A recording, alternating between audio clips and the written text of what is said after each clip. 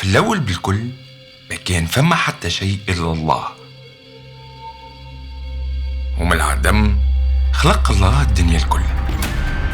خلق الأرض والسماء والبحر والحيوانات الكل، وكان كل شيء اللي خلقه ربي باهي.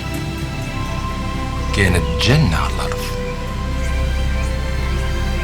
قال ربي باش نخلق الإنسان ونحط فيه من صفاتي، وهكا خذا شوية تراب كون منه راجل ونفخ فيه، يا أخي ولا آدم حي.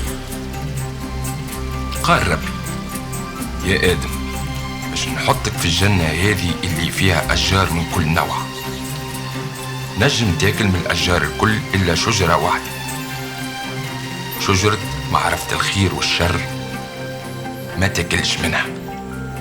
نهار اللي تاكل منها راك باش تموت.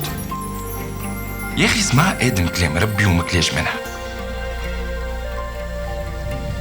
شاف ربي اللي الحيوانات الكل كانوا زوز وآدم كان وحده. هذاك علاش قرر باش يخلق له ونيس كيفه.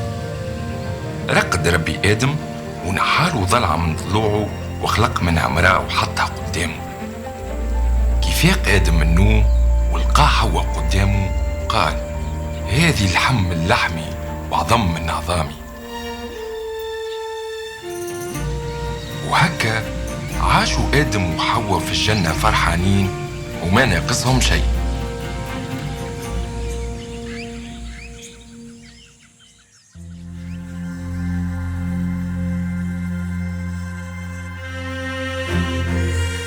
ايش تعلمنا قصة الخلق على ربي، على الإنسان، على قصد الله للإنسان.